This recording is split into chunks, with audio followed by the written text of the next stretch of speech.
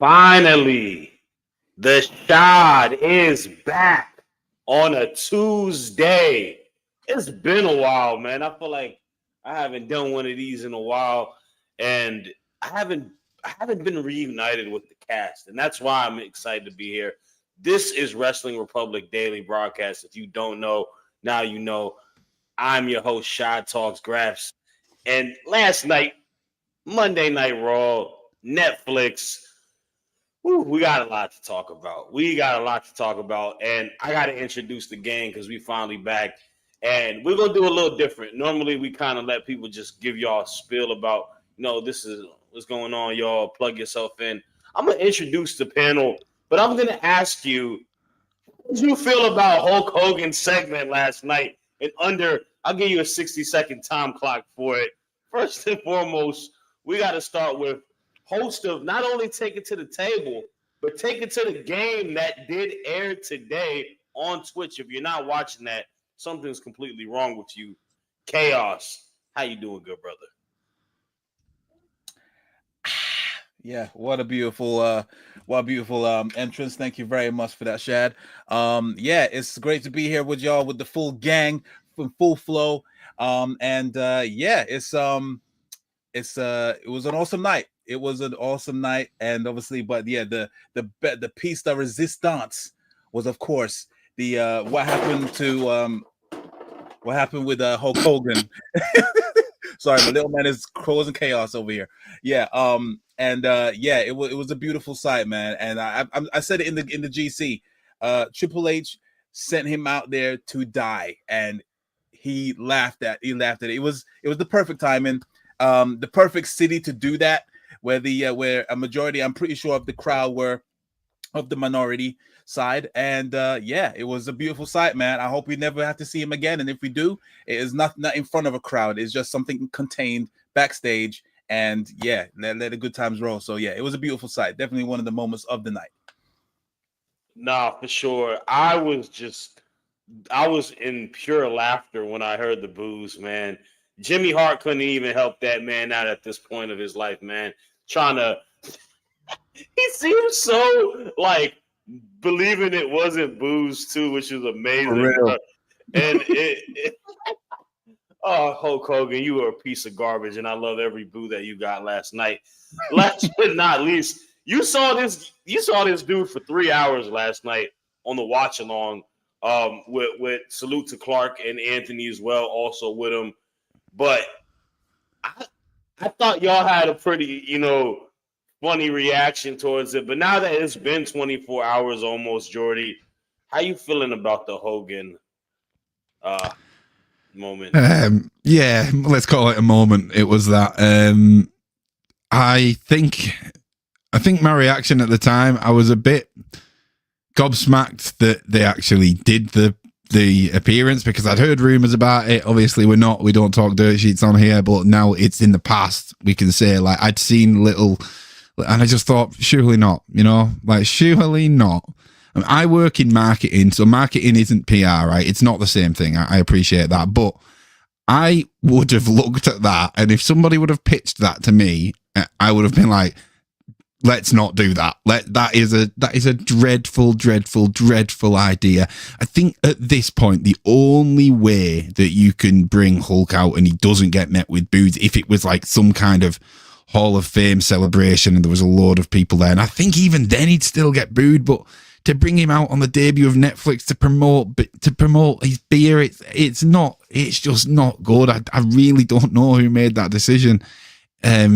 I think there'll be a lot of I told you so's going on backstage, or people who just bit the tongue, and when this idea got pitched, they thought that is not going to go down well. But you know what, you guys know better than me, so I'll just bite my tongue and just let it absolutely be a car crash, similar to what you said, Chaos. Maybe that did happen, but I just, like you said, Chaos, the most important thing is I hope that's it. I hope it never happens again. Yeah, for sure. And I think everybody in the comments are also in agreement to it. We got Soul saying the Boomer Maniacs were out running wild last night in LA. Um yeah, he wasn't getting a lot of I mean, love over there. when are they gonna learn? I mean, this happened at the Mania when I think it was when it was like it was half full. He got Yeah. booed out when it was with was it Titus O'Neil? Well, like Hmm. when are they gonna learn? It's just not Yeah, working. I think that was the one that it was raining, right? Was it that Yeah, year? it was raining. Yeah, it was at Yeah. the It's like Buccaneer Stadium. right after the pandemic. Yeah. Yeah, I mean, and I'm going to agree with this comment here. Hulk Hogan sucks, but yes, his theme song is fire. I love the theme song.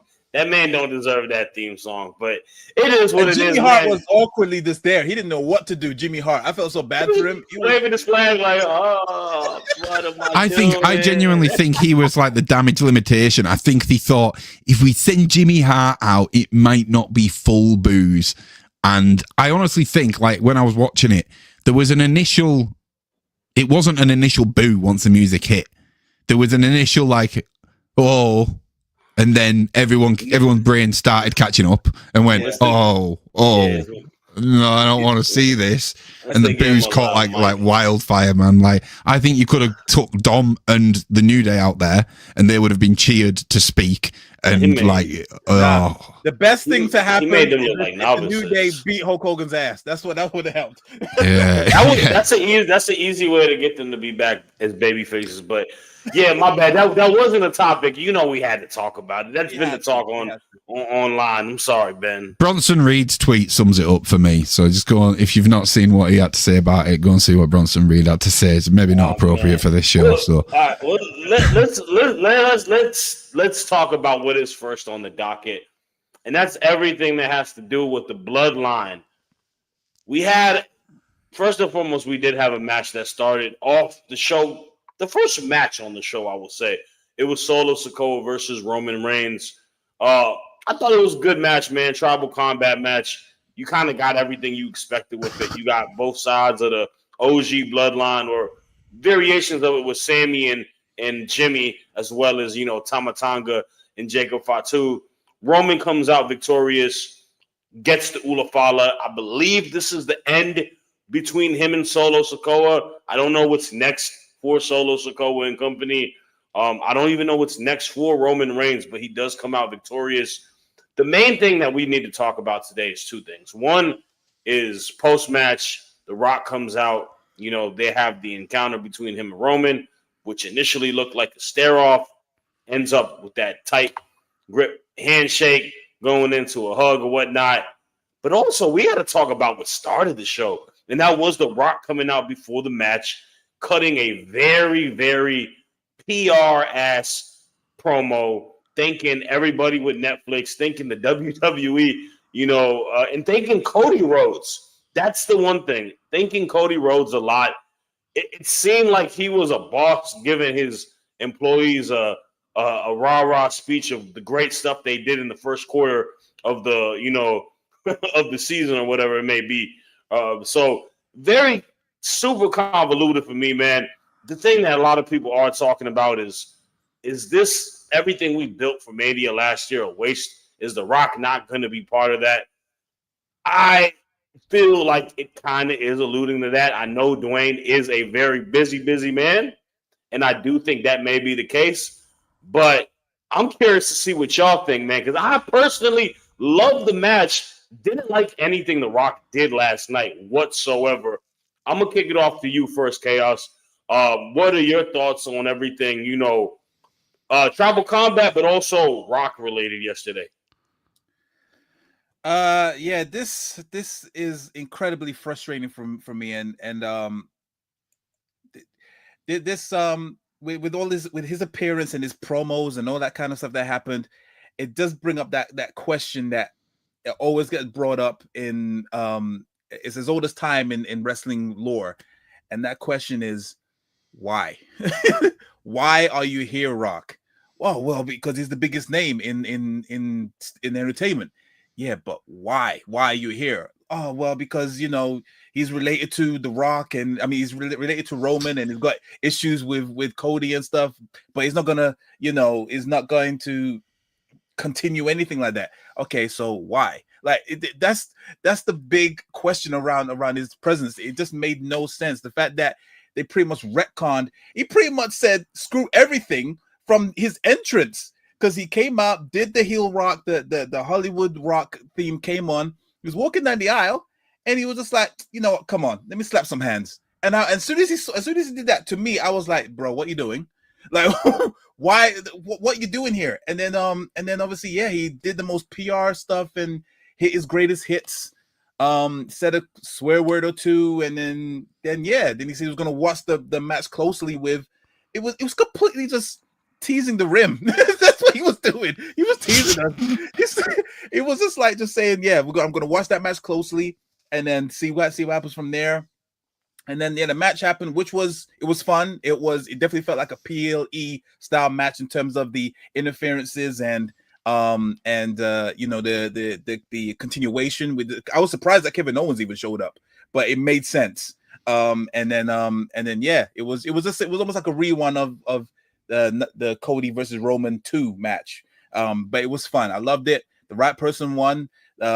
Finally Roman Reigns joins me at the head of the table. Then The Rock comes out. I thought, all right, this is it.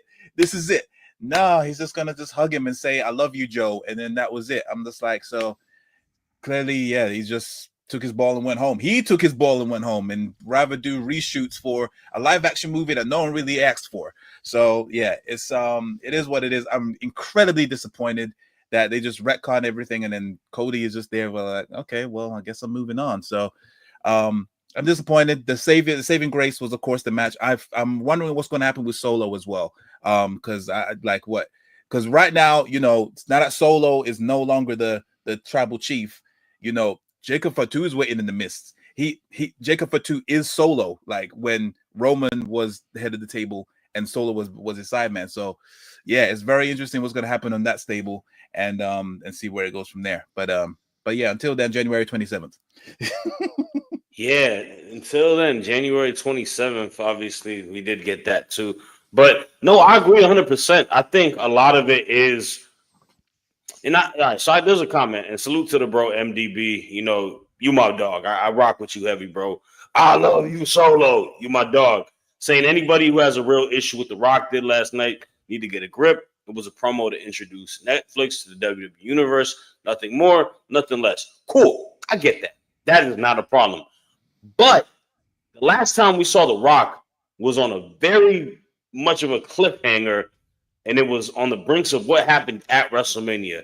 So us as fans who watch this product every damn day, they're on TV. Every damn day of the calendar year. If we're not watching it, we're following it. It's a little bit of a, like you said, bro, it's like going to the strip club, bro. You got blue balls at that point. It's the biggest stage in the world, bro. I wouldn't know. Allegedly. It's Netflix. We can go crazy now. I don't care. But it's one of those situations, bro. Like you're. I don't understand. Like it's such a. You left the fans undesirable at that point where we expected something like some sort of payoff, but he just goes to being like, yeah, I'm cool with all y'all, and he's kikiing with Cody Rhodes, hitting the Terramana bottle out with him in the back lot, like dapping up everybody, and and a lot of this also plays to what Triple H said at the press conference. He basically said kayfabe is dead. We're all actors and actresses here. Yeah, that's what he said. He did say that, and I get it. If anything, it would have been better if he didn't even mention Cody and The Rock and Roman, sorry. And just if he was there for Netflix to introduce everyone to Netflix, fair enough. Do your PR thing. That is another layer to it, to what the Wayne is in terms of he, even though he is the final boss, he knows when to promote Terramana, he knows when to promote Papatui and all that stuff. There's different layers of The Rock, fair enough. Yeah, but don't try and say you're patty with Cody and putting the Ulafala over the Rock over Roman when that man thanking him. Yeah. Especially when bad blood, you count all of them and set off with their heads. Like what? And he said he hates his. He saw Dusty Rhodes' face on the truck, and he said, "I hate your son." Like, what the heck? Oh my god! Yeah. Not even a year ago as well. This is not even 12 months ago. Like, I know we're about to hit that road to WrestleMania. It's all about to start kicking off again. I get that, but it's not 12 months ago yet. We are in January. That was like late March, wasn't it? Because I'm sure Mania was early April last year. Late March going into April. But not even 12 months away, and it's just so strange to see this pivot, and it's just a little bit deflating, a little bit of a letdown. And I think it could have been solved by one easy thing, tiny little thing. Don't bring him out in the vest with the belt on. Because that is what we now know as the final boss. If he'd have come out in a suit, then I would have instantly thought, hang on a second, this isn't the same guy. He's about to come out and cut some kind of corporate promo. I wouldn't have been a massive fan of it, but like you said, MDB, I would have understood. I do disagree with one of the comments, though, that The Rock did what he needed to do. I don't think he needed to be there to do that. No. I really don't. That's what Triple H is for. That's why the presentation, that incredibly well put together, well edited, well produced video about what wrestling is, what wrestling was, and what wrestling will now be on Netflix, summed it up perfectly. It did not need The Rock to come out and thank Netflix officials, thank Cody Rhodes. Do that backstage, man. I've got no problem with it. Absolutely. Those people probably deserve thanks. I've got nothing against that. But and even then, have Triple H do it. If I'd have heard Triple H call out some Netflix executives and say, thank you for helping getting this deal put through, I would have been like, fair play. Seeing the final boss do it, wearing the full gear, and the last time we saw him, it looked like he was calling people out. It just, and in not, I'm going to say a night, but you're talking probably the space of an hour. They buried two storylines, two incredibly easy to tell storylines that would have sold a lot of tickets in Cody versus The Rock and Cody versus Roman. As soon as he thanked Cody, and I saw him walking down at the end after Roman had won, I thought, right, okay, now it's going to make sense. He's not mad at Cody anymore. He's mad at Roman, and he's going to do something with the Ufalafa. But he didn't do anything with the Ufalafa. He just put it around his neck and said, thank you. I know. But it's just strange. I want to share a comment. Salute to the bro, Coach 23. Good to always see you, man. Happy New Year to you as well. He said, when The Rock gave his daughter his belt, I knew that at least 90%, 95%, he was not going to compete at Mania this year. Valid point. Another thing as well. Yeah. The fact that why is he coming in NXT other than to all of a sudden just randomly now claim that you have a daughter? He's going to show his other daughter the belt. That's what he's going to do. Come on, bro. You never get a damn about NXT. Like, what are you doing? It's a rating spot for him, probably. I don't know. Yeah. Maybe it's because his. You know what? I saw he took his daughter to the Golden Globes on Sunday. He's probably like, I think her name is Simone in real life. Simone, what you been up to? You finally get a job? Dad, I work at WWE.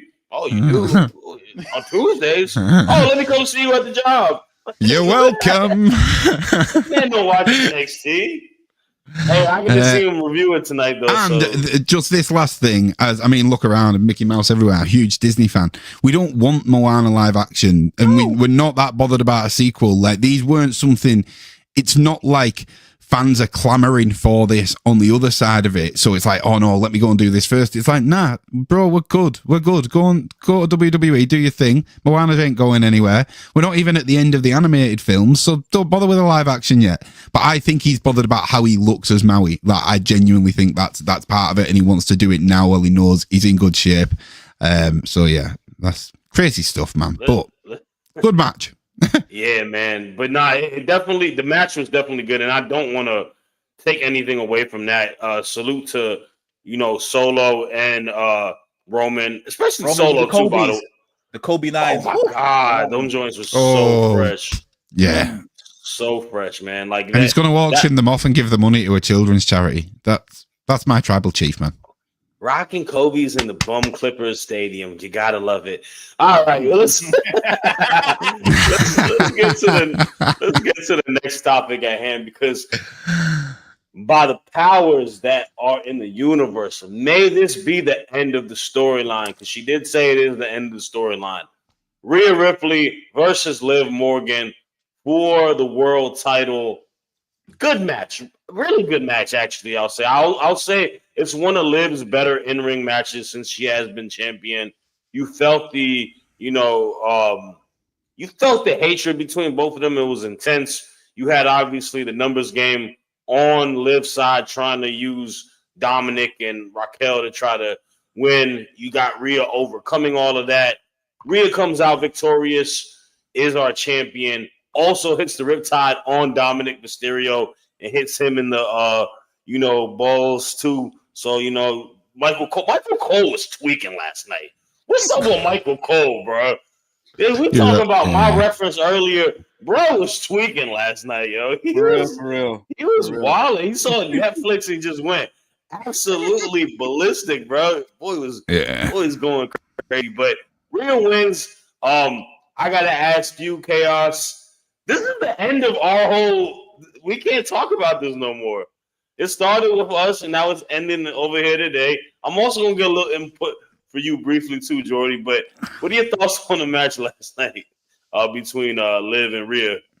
Yeah, no, it was fun. I knew it was going to be fun. They usually have good chemistry, both Liv and Rhea.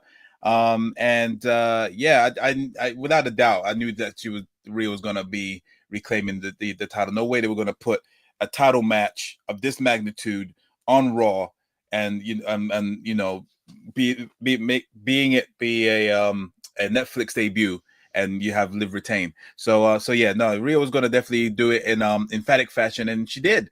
I would like to think that this is going to be the end, but surely doesn't Liv get a rematch naturally? That surely she must get a rematch somewhere, unless she cashes that in next week, and then Rhea wins again, and then finally you see Becky Lynch, because everyone was expecting Becky Lynch to show up tonight, and thankfully she didn't.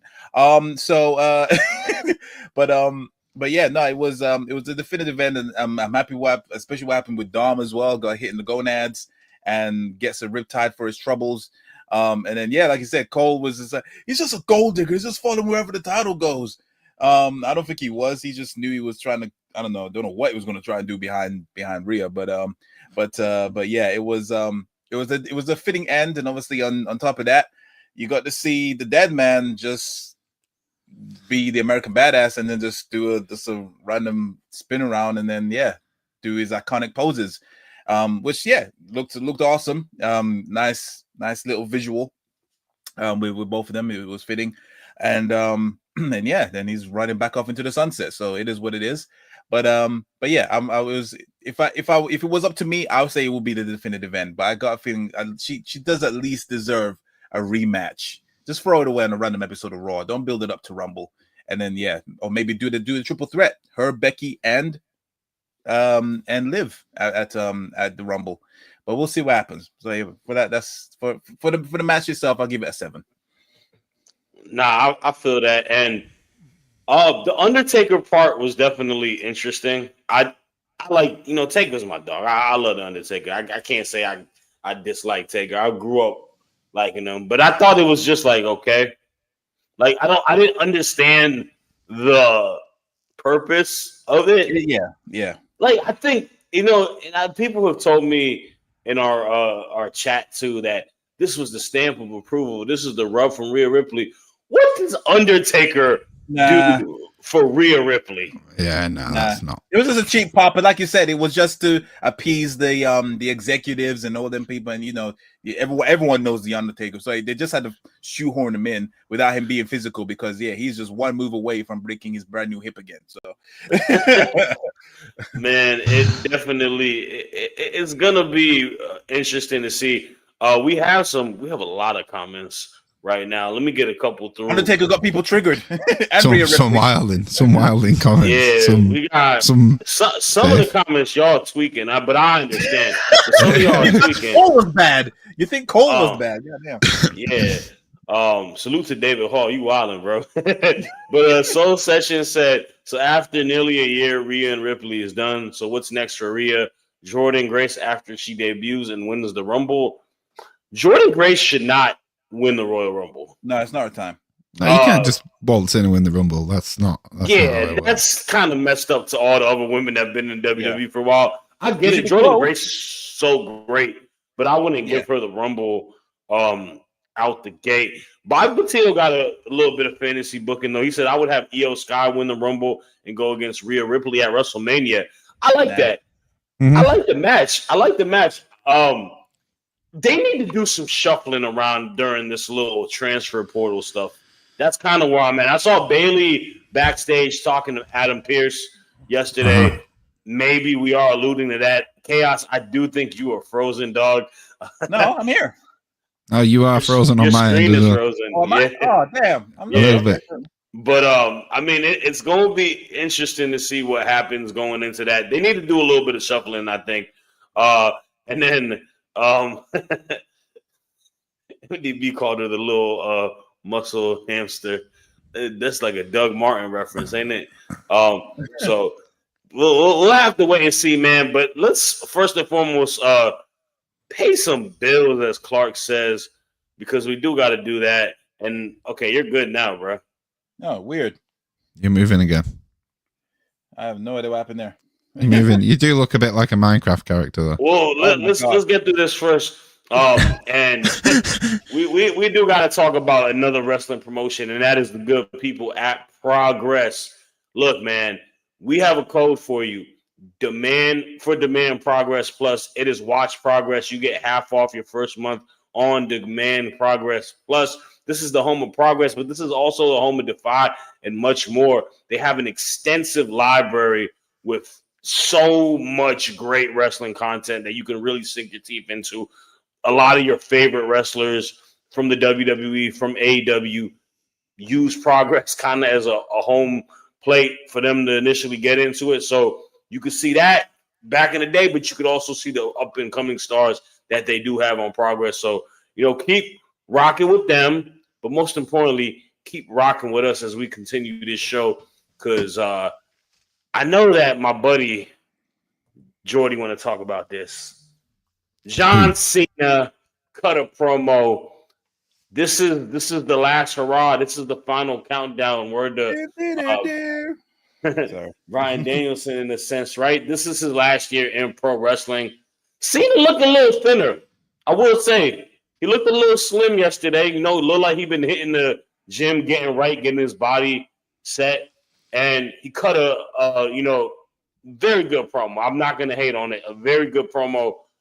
Kind of playing the fence, saying that I don't know if I can win because I haven't won for this much long, and I don't know if I can become champion and break that 17 record, but I could possibly if I go into the Rumble. Virtually saying that he is going to enter into the Royal Rumble, and that kind of sets off of what we should expect for him going so on and so forth with the Cena retirement tour. I got to ask to you, Mr. John Cena, number one fan, Jordy In The Bank. How are you feeling yesterday, man? I didn't get to see your reaction. Were the waterworks, going off or what? Not yet. No, no, I was okay yesterday. It's the first of many. I know it's the first of a long goodbye, so it was tolerable. And I think, in all honesty, I know people might not be the biggest fans of John Cena, but I mean, when you're comparing what he did last night to what The Rock did, like, at least Cena had a purpose, and he faded me, he sent me the wrong way. Like, I genuinely believed, and it was because prior to this promo, I was of the opinion that he wasn't going to go for the title and he was going to come back, and it was going to be more maybe an IC title to make him Grand Slam. But just the way he spoke about WWE since leaving it, he seems very kind of respectful of the people who are full time, and he doesn't want to take their time away. He doesn't want to take their title shots away and stuff like that. So I genuinely believed it when he was like, I don't see it. I don't think it's ever going to happen. And then when, he brought it back and said the Rumble, and let's face it, the Rumble is a lottery. Like, if you pull number 30 and you play your cards right, maybe I could win it, like you don't necessarily, like, if two people are scrapping against each other and you just kind of stay out of the way a little bit, play your cards right, like, it's believable that you could win that without having the best kind of run. But not to compare him to Jordan Grace, but we did just say you can't really come back, waltz back into the Rumble and win it first time. Obviously, that isn't the case with John Cena. He's won Rumbles before, but to hear him say at the end, if you want some, come get some, that topped it off for me. That was fantastic. And I agree, he looked in better shape. I kind of thought we might have seen a little bit of something from him last night just because he had the knee pads on. And I was like, he looks ready to wrestle. Like, all he needs to do is his quick whip the top off thing and he's ready. So I thought we might have got a little tease last night because he looked in good shape. Whether he's got the buzz cut back or not, we didn't see him without the hat on. But yeah, excited for things to come. I think Cena does that everywhere. Like, even though he's not going to do jack, he still shows up full attire like he's like some video game character. It's hilarious. To be fair, when he was Peacemaker, he did that at all the premieres, didn't he? So it's the Brolix costume. Oh man, it is crazy. This is the best comment ever. The sad part is John Cena is gonna be dressed like that when he reaches 80. Yep. 100%. Oh my god, bro, he got the jorts and all, but it's interesting to see where we go with the route in the WrestleMania. And I think we talked about it last week on a show when we had Anthony on Tuesday Chaos. It's a lot of uncertainty, but not like in a bad way. Like the cards haven't been placed for what we got going on with WrestleMania, and criticism towards the show last night on my behalf is more so on stuff that has to do with little stuff, and that's just schematics of them presenting a new show. But I'm not taking any away from the product and the storylines and the matches and the people that we do have going on. I think it is a very exciting time for the WWE. And you talk about John Cena, you talk about him entering the Royal Rumble.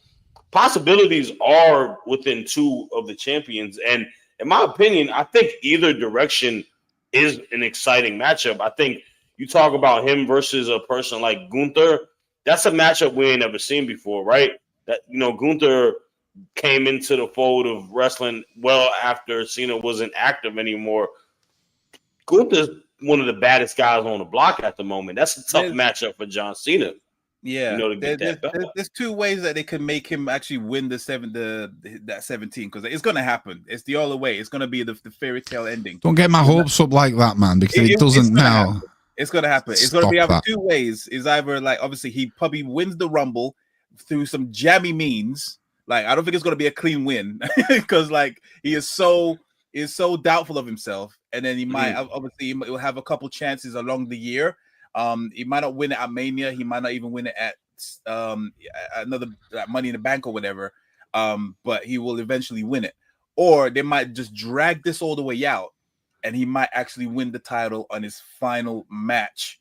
And then obviously he wins it, but he can't defend it because he just pretty much said he's done. Yeah, he's got to relinquish shit. So retires it. So that's what I'm saying. He might actually just retire with the title, finally winning it, and then right off into the sunset. So yeah, he might get a little run, or he might not get a run at all. But he's gonna get a run. He's gonna win it. That's what I mean. I think the Cody possibility is good as well. I think it's fun. It's another way. I've always said Kevin Owens is the perfect kind of opposition if they're gonna do this Cody Homelander angle. However, if they bring in John Cena and the crowd side with Cena over Cody, that is a perfect villain arc. Because like the famous scene of Homelander is him going, "I'm better. I'm so much better." Like that would fit so well. It's like, no, I'm your hero, not this guy. Like you should love me. Like so. That's exactly what I was thinking. Yeah, that would work. And I think that could be the best way to go with it. I just don't know if Cody is like tiresome to the fans yet. I guess if you put him in that situation, it could probably be that case. Kind of like what we're going to talk about next with the two gentlemen we have. So we'll have to wait and see what happens, man. And yeah, this is also a fun fact. If he does win the Rumble, that would tie Austin with 3 Rumble wins. Oh, yeah, he's won it twice already. Jeez, bro, that makes me feel so old that he's gonna retire. Because I legitimately remember when he debuted Ruthless Aggression, me too. Ruthless Aggression with Angle. Like I remember, I was like probably like 11 or 12 years old. So to this day, time definitely flies. It's kind of crazy. But let's talk about time, because it's time for the main event, as Mark Henry used to say. CM Punk versus Seth Rollins. A lot of excitement was built up for this match. These two gentlemen sold us several tickets to the buildup of this, from even before Punk became a WWE superstar once again. You know, when he was having an interview and he called him the C word, right, to the business, and, you know, everything with him debuting. They had their match last night. I thought it was a really good match. I think CM Punk is a person that has knocked off the rust since returning to WWE. I think he's really wheeled out a lot of great matches these last couple of times, especially the ones with Drew, obviously with him and Seth. And Punk wins. Punk wins clean at that. Beautiful finish, very reminiscent to the finish that he had against Jon Moxley, you know, from a couple years ago in AEW, both being Shield members. I'm pretty sure that they probably did that on purpose. Taz do it and whatnot, obviously with Seth's connection with Mox and Ambrose. But Punk wins. And I'm, you know, a little shocked. I thought it was going to go to no contest. I don't know what happens. Does this continue? Does this push Seth to go crazier? Do we get a trilogy? Not entirely sure. That's why I have you guys to kind of give me your thoughts on it. Let's start with you first, Chaos. What are your thoughts on the main event and everything leading into this now? Yeah, this was this lived up to the main event moniker. I thoroughly enjoyed it, even just from the build up. Like, there was prior to the match, WWE uploaded a 25-minute interview with Seth Rollins. He was sitting down with Jackie Redmond, and it definitely gave you more of an insight and more reason to not necessarily side with Seth, but understand his reasons for the way he feels and all these years. And, you know, like, it is true. He when CM Punk left, you know, Seth obviously weathered the storm. You know, he built this ship back up to through the dark times and everything else. And then Punk was obviously over there, not even in the wrestling world really, but he was still throwing, you know, big cannonballs to the ship and trying to sink it whenever he got a chance to and whatnot. And he just feels like this fight needs to happen for me to get this aggression out. You know, when you have them when you have a big argument with your brother or, you know, your best friend, and the only way to make things be right is if you have a good scrap and then be good afterwards. That's how it kind of felt. And it was physical.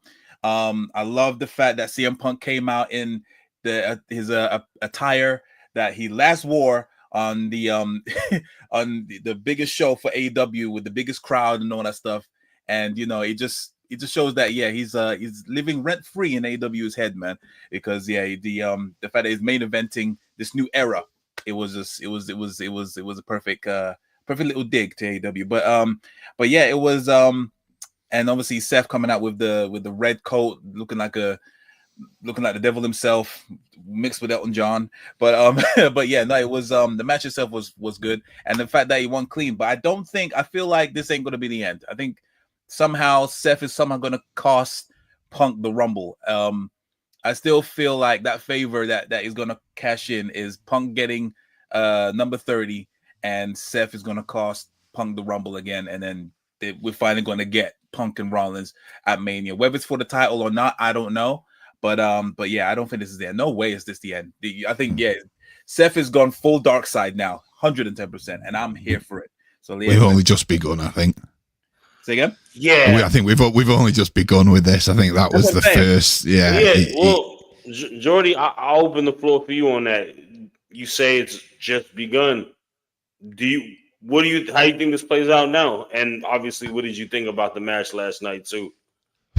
It's interesting. I don't know, because it's the favor. That's what throws the spanner in the works for me. I thought the match was good. I've seen people not thinking Punk put on a good display, and I disagree. It's maybe a difference in style and stuff like that, because like I always like the kind of slow build up in a match, and I like that we were talking about this on the live stream last night, and it looked, whether it was on purpose or not, whether it was a mindful decision, every strike last night from Punk or Seth, they looked like they threw it harder than they would in a normal match. Like every elbow strike looked like it landed a bit too clean. Every knee to the face looked like it hit with a bit too much impact.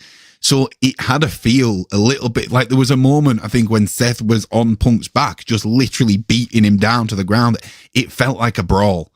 And I think that's why I need one of these matches without any disqualifications. There's plenty of matches to go for that don't have disqualifications. I think Punk's going to be a trilogy guy now he's back. I think it worked really well with Drew.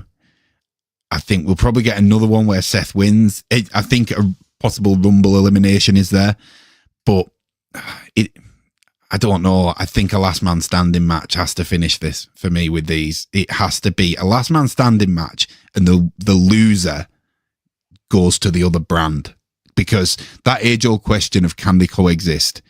I don't want these two to ever coexist. I don't want this to be like a Roman and Cody where they end up on a tag team 6 months down the line. I want it to be where these two, even 2 years down the line, if you get them in the same ring, they're probably going to end up fighting. I feel that way about CM Punk and Drew, and I feel like I want Seth and Punk to have that same kind of air about them. So that's how I hope it goes down. But with the favor is the thing. I don't know whether it's going to... I don't think Paul Heyman's got the jurisdiction to be like, you're number 30, Punk, there's your favor. But what he does... Well, what he can do is potentially tell Roman to help Punk win the Rumble. So they're in there as a two. That is a pretty formidable team to take down in the Rumble. Whether you can trust Roman to kind of actually step out of the ring at the end, I don't know, but it might be a good way to throw in that favor. Yeah, and man, I feel bad for Seth Rollins sometimes, man. And I don't think it's anything that he's done, and I don't think it's anything in regards to like just what's happening, because I think he's been in pivotal storylines for the last couple of years. Obviously, last year going into Mania, but he's kind of a gatekeeper at this point of his career for the bigger stage wrestler, right? We're talking about with Roman at a point. We're talking about with Cody when he first got into it. And now we're talking about with CM Punk. It seems like he's the guy that gets you invested into the storyline, plays the gatekeeper towards it, but will be the fall guy and will lose the feud at the end of the day. Where he, to me, is like one of the people that have been carrying the company on his back for, a decade plus at this moment, right? He's a company guy. He does everything that they need him to do. And he was on top of the world at one point, in WWE. Obviously, that kind of fell apart within booking and all that. And I'm just curious to see whenever he gets his opportunity to be the guy, the top guy once again. Like he's definitely no less of a. He's not saying he's not important and the fans dislike him. He's over as hell. I mean, that's. I think. Go on, UK. Go. No, I was going to say. Well, yeah. For one thing, I don't think he can be the face, the biggest or the face of the company as long as Cody is there. I feel like he could definitely be the biggest heel, and then obviously replay all the stuff that him and Cody went through with obviously Rock and Roman, and then that could be one of the biggest feuds, or rerun one of the biggest feuds that once again, because obviously they clashed before, so they could definitely be one of the biggest heels if done correctly. But yeah, I don't think he's going to be the top guy as long as Cody's there. He's too much of a he's too clean cut. Cody, he's the perfect person to have. So it's just not going to happen. There was one of the comments as well that I thought was perfect, and I know it was probably a trolling comment. And it said that Seth is constantly projecting onto Punk, and there might be a little bit of that, and I think maybe lean into that. There might be a little bit of Seth Rollins has that work ethic of like, no, you have to turn up to work, you have to give 110%, even if you're not happy with the boss, because it's for the good of the company. CM Punk is the opposite, where he's like, nah, if you screw me over, I don't care, I'm going. So, but CM Punk went for years and they carried on chanting his name. Would they do that for Seth? And I think that's the thing that plays in his mind, maybe, that you play on, and it's like, you've been here all this time, bro, but like they still love me more. And it's like, that's how you turn him heel. And that jacket, I swear that was what Edge wore at Mania when he came out as Brood Edge in the most recent Mania. I swear it was that big red jacket with the like spikes, and he had the mirror skull thing on when he did it. Yeah. But yeah, I think we need heel Seth. 100%. Regarding the match, though, I would say there's one thing I would just say that the match was good. I just felt like it was just a bit too finisher heavy. They were spamming those finishes on each other, though. I wish it was like, what the hell? And then each other's as well. Each other's finishes. Yeah, it was a bit. I liked a bit of that, but yeah, it was a bit much. Yeah. It's something we don't see that much of now. The old finisher exchange. It was for us sickos, for the sickos, I think. Sickos. Travis Scott was there. He could have played sicko mode too. Anyways, man, he was too high. Oh, by the way, hold up. The moment of the night last night. There we go. Scott blazing up a joint with Jey Uso to the entrance. That was the moment. The moments of the night for me last night. Travis Scott, smoking some Zod down the entranceway. Topanga, everything about Topanga. Topanga, just in general, deserves a moment of the night. Vanessa Hudgens. Everything about Vanessa Hudgens. Yeah, right. I want to quickly say something on this. The amount of celebrities they showed, and it's great, like all these have turned out for the Raw debut. Nah. Vanessa's there consistently. Like, she should have been the first person they showed. Like, big ups to Vanessa Hudgens. She didn't just turn out because it was like a glitz and glam Raw debut for Netflix event. Like, yeah, I need to talk to HBK. I need to talk to HBK. We need to get her in the Performance Center. We need her weekly on NXT. I think she fits the current juncture of the roster very well. Could be the start of something new. Vanessa, say though, with but it's not Vanessa related. Pat McAfee as well. When obviously he was yeeting with Jey Uso and Travis, and he's trying to say, "Yo, can I have a little bit of that lettuce?" And it was just like, "Oh, okay, no, we'll hook up backstage." Yeah, that's cool. That was hilarious. That was funny. I love that. Oh man. And I think Cole was like, said he passed out or something. Cole was funny, man. He was funny last night. He was funny. Yo, did you see the picture of his he had his his like Fitbit, his like smartwatch, and it's like his heart rate was going so crazy. They're like, "Are you like gave like a warning thing?" Yeah, I mean, he was blacked out. He was blacked out. Yeah, man. He was on the table. He was eating out of time with everyone. Yeah, no, he was. It's nice to see. It's nice to see him off the lead a bit and just having fun. Off the lead, man. He's gone down the park. He's gone. Yeah, doors open. He's ran off. He's good. Oh man. All right. Well, that is all the time we have today. Ben Allison, don't yell at us. We having fun. It's the first episode of the Netflix era Raw. But yeah, that's all the time we have. If y'all don't have anything to do tonight, please, NXT Off the Air will be on 15 minutes past 10 o'clock. Talking about the Watch that. I don't know how to do all the calculations on that stuff. I'm talking Eastern Standard Time. Tune in to Take It to the Game every Tuesday as well, if I'm not mistaken, right? Yeah. We might be on later on, maybe. It might be on later on tonight. So be sure to check it out. So make sure you follow us on Twitch as well. Wrestling Republic. So yeah. For sure. And then we'll be doing more of these live stream watches events with Jordy as well. So keep rocking with us, man. In the words of Jey Uso, who won last night, deuces.